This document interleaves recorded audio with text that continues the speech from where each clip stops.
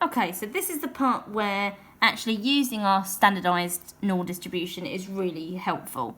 So I'm going to write our formula back down here so that we don't have to remember it for now. You will do for the exam. It isn't in your formula booklet, so you would need to remember that yourself. So this is where either mu or your standard deviation is missing. So question 1, x is normally distributed with a mean of mu and a standard deviation of 3. Given that we know that the probability that x is greater than 20 is 0.2, find the value of mu. So I have a value for standard deviation, I have a value for x. I need a z value in order to work out my mu. So I can use my inverse normal distribution to find a value for z that would correspond with 20. If I'm going to use inverse normal, I don't want more than, I want less than. So I'm just going to do that straight away. So if the probability of x being greater than 20 is 0.2, and the probability of x being less than 20 is 0.8. So my current normal distribution, I have obviously a mean here, and I've got a value of 20 here, where 0.8 is less than that.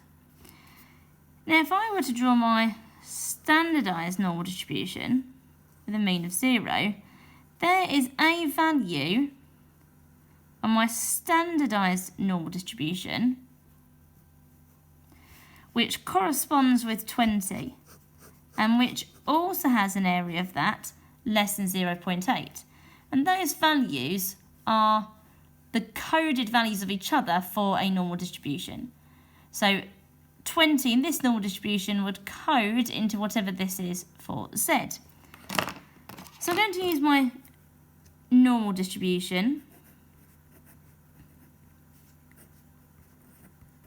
my inverse normal, to find the value of z that also has a probability of less than it of 0.8. So use my calculator, go to distribution, inverse normal. So my area is 0.8. Now, because I've obviously been out of the app, my calculator is automatically set up with my standardised normal distribution part, which is really helpful. So I just need to press equals, and the z is 0.84162. So I'm just going to use just a few significant figures, more than I want in the end. Now I can use substitution to find mu. So 0.84162 is equal to 20 minus mu over 3. So what I need to do is rearrange this equation. So I'm going to multiply by 3 and then do 20 take away this answer to get me mu. So 0.84162 times 3, and then 20 minus my answer is 17.5 to 3 significant figures. Now if I needed to use this in a later part of the question, I would write more decimal places, but for now, that's okay. All right, question number 2. A machine makes metal sheets with width x centimetres, modelled as a normal distribution such that the mean is 50 and we have standard deviation sigma. So given that we know x is less than 46 is equal to 0.2219, find the value of sigma. So we want to find the corresponding value of z. So the probability of z being less than this particular value of z must also be 0.219. 0.119. Inverse normal, area 0.2119. Negative 0.79985 to 5 significant figures. Negative because anything either side, anything on the left side of the mean is going to have to be negative because 0 is the mean. Okay, so don't panic about having a negative answer. So negative 0.79985 is equal to 46 minus 50 all over sigma. So therefore to calculate sigma,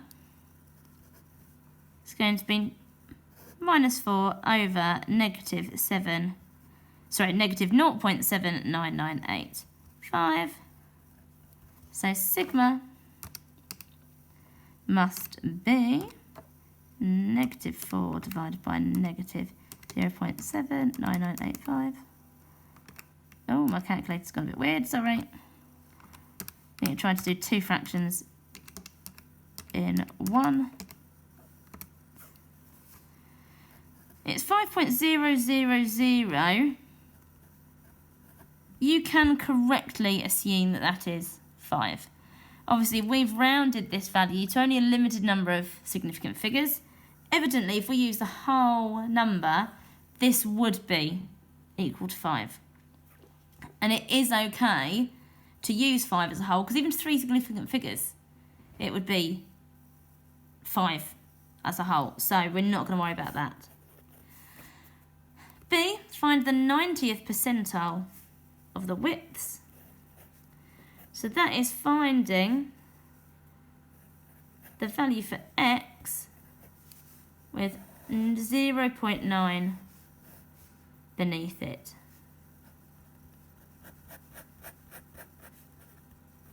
That's what it means for the 90th percentile. So this is just using inverse normal, using the value that we got, inverse normal, an area of 0.9, a standard deviation of 5, and a mean of 50, gives us 56.4 centimetres to 3 significant figures. There we go. More often than not, you're going to have a question like this. X is normally distributed with a mean of mu and a standard deviation sigma. So we have both missing. As soon as we have 2 variables missing, we are setting up simultaneous equations. So given that, I'm going to outline my 2 pieces of information. The probability that x is greater than 35 is 0.025. And also given that x is less than 15 is equal to 0.1469, find mu and sigma. So first of all, I'm going to change equation 1 so that the probability that x is less than 35. So 1 subtract 0.025 is 0.975. So I want to find my corresponding z values. So my z value here is obviously when the probability that z is less than a particular value where the area is 0.975. So inverse normal, 0.975 is the area, standard deviation 1, mean of 0. So my z value is 1.95996. I'm using a lot of decimal places to make sure it's as accurate as possible. I also need to find my corresponding z value here. So again, an area of 0.1469, negative 1.04982. Mix up my colours. So I need simultaneous equation 1 and simultaneous equation 2, which I'll do in a minute. So 1.95996 is equal to 35 subtract mu over sigma. So 1.95996 sigma is equal to 35 minus mu. And on this side, negative 1.04982 is equal to 15 minus mu over sigma. So 1.04982 sigma is equal to 15 minus mu. Now, we can do a mix of things here. We can either set it up in a way where we can use our simultaneous equation solver on our calculator, or we can use substitution to work it out. I would say that most of you would probably choose to use substitution. So I'm not going to do the calculator way. Maybe I'll do both ways. I'll see when I do this. So, equation 1, mu must be equal to 35 minus 1.5996 sigma. Because if I added mu to this side and then subtracted this, I'd get mu. So I can then substitute that into this side. Negative 1.04982 lots of sigma is equal to 15 take away 35 minus 1.95996 sigma. So I'm taking away a negative lot of sigma.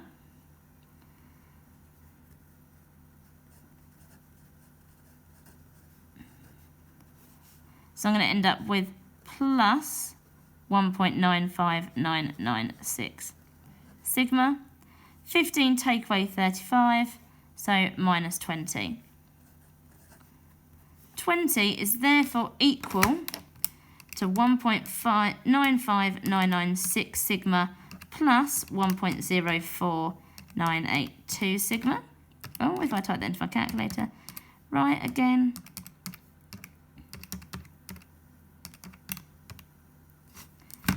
3.00978 sigma.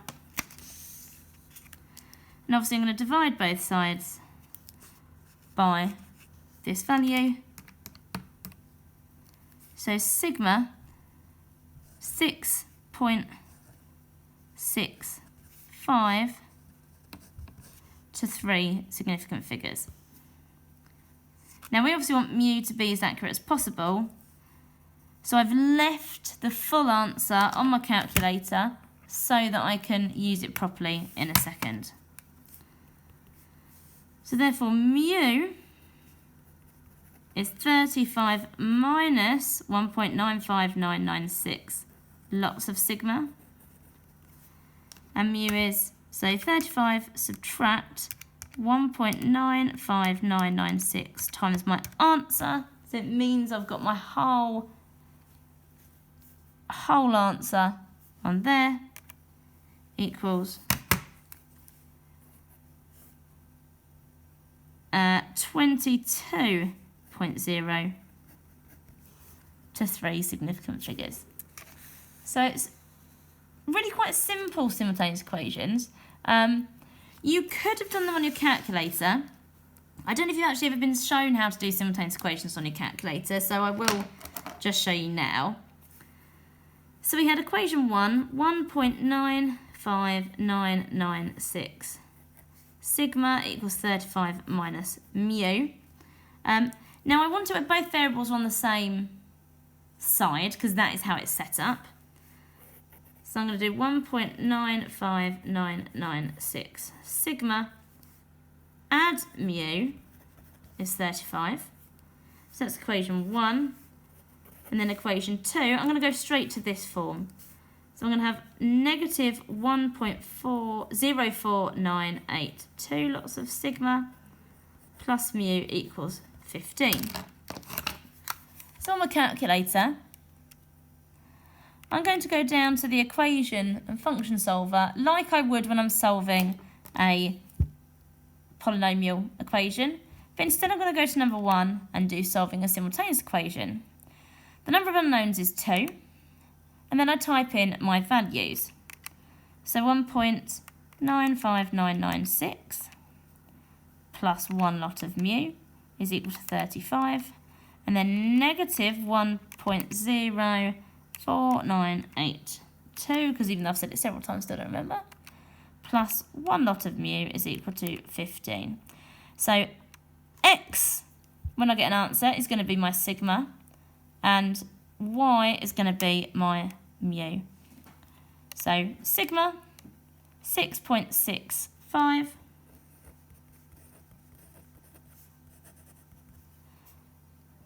and mu is 22.0, to 3 significant figures.